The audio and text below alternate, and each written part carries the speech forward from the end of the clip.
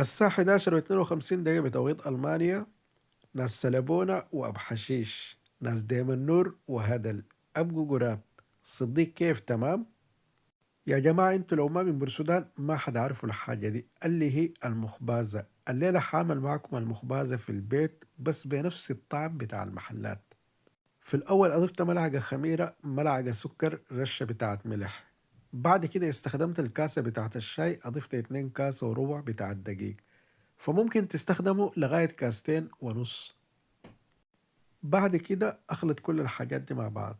بالنسبة للموية بنفس الكاسة بتاعت الشاي استخدمت مقدار بتاع كاسة إلا ربع، ففي حال إنه عملتوا الدقيق كاستين ونص عادي ممكن تستخدموا الموية لغاية كاسة كاملة. أنا قبل كده عملتها معاكم بالطريقة المعتادة بتاعت الصاج، إنه تلف الموز داخل العجين، بس هنا حنعملها بطريقة مختلفة وبتدي نفس الطعم. وركزوا كويس يا جماعة مع المقادير دي لأنه أي خطأ طبي أنا ما مسؤول منه. الزيت أضفت ملعقتين بتاعت زيت. بعد كده أخدت العجين بتاعي على جنب أسيبه يختمر ويتضاعف.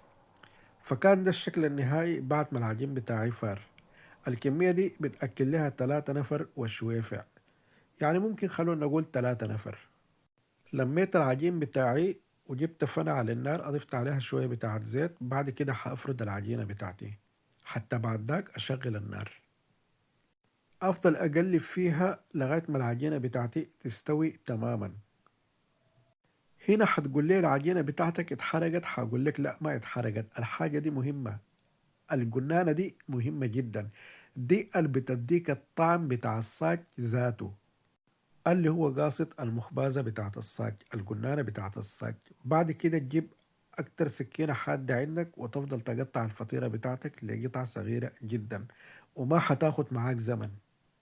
ملحوظة يا جماعة، بعد تطلعها من الصاج وتقعد مسافة هي حتجف، حتقول نشفت، لا بس ما نشفت، ده شي طبيعي. بعد ما تنزل في الموز بعد دقيقة واحدة بترجع تبقى طرية.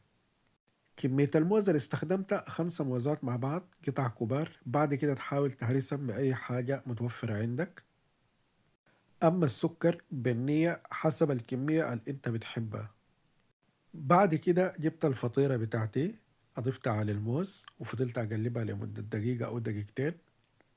كمان بعد ذاك أضفت عليها شوية بتاعت جوز الهند. يلا يا جماعة، بالنسبة للمكسرات حسب الحاجة المتوفرة عندك، بس يا حبذا إذا توفرت طحنية. أنا هنا أضفت عليها في الأول زبيب أحمر، بعد كده أضفت طحنية، وبعد كده عندي زبيب أبيض مع فستق حلبي، وكمان تاني رجعت في الوش أديتها جوز الهند.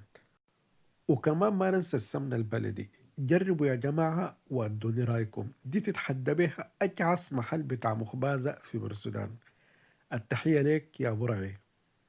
ومن هنا أخوك يقول لك يلا تشاو، بلا تشاو.